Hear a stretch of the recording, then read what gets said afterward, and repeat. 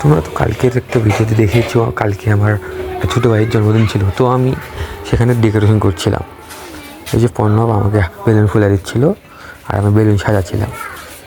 বেলুনের ফুলানোটা একটু round shape হবে, সেই জন্য আমি দেখালাম। এই যে রাউন্ডটা অনেকটা কমপ্লিট হয়ে গেছে এখন।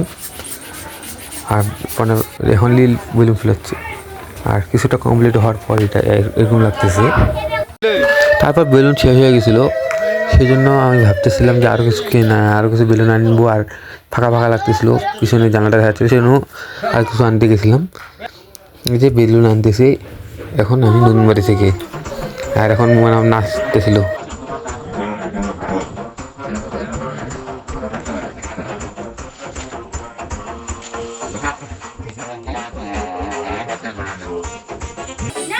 পিছনে দেখতেই পাচ্ছ কেমন লাগতেছে।